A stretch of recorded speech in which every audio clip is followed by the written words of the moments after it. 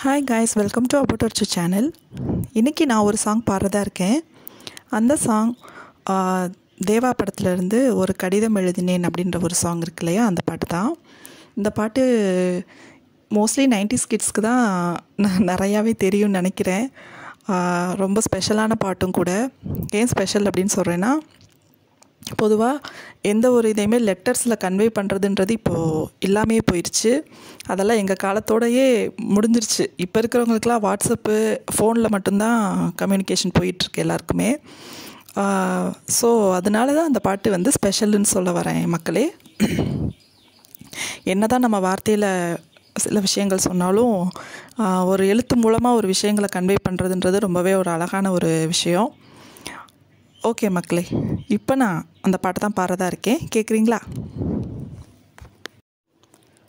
ஒரு கடிதம் எழுதினேன், என் உயிரை அனுப்பினேன், அந்த எழுத்தின் வடிவிலே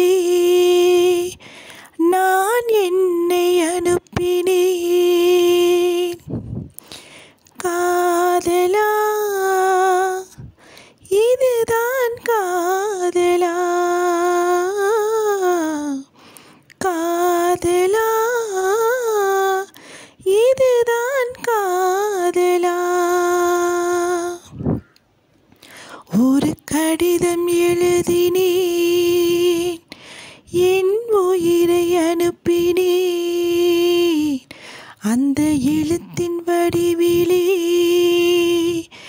நான் என்னை அனுப்பினேன்.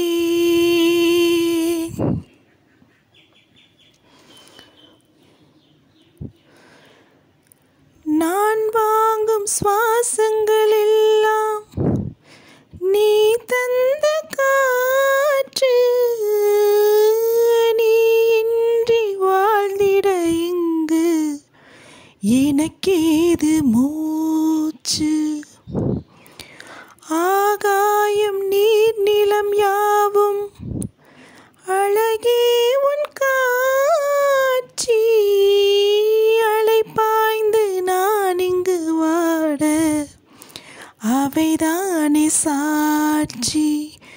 நீ இல்லாத நானே குளிர், நீர் இல்லாத மீனே நீரோடை போல கூட வேண்டுமே.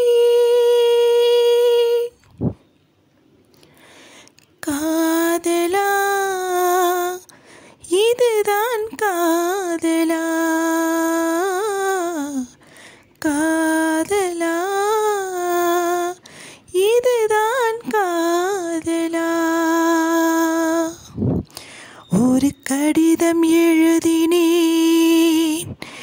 என் உயிரை அனுப்பினேன், அந்த எழுத்தின் வடிவிலே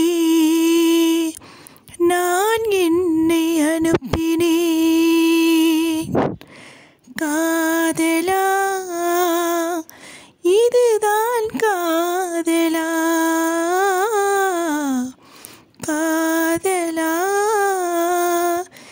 இதுதான் காதலா.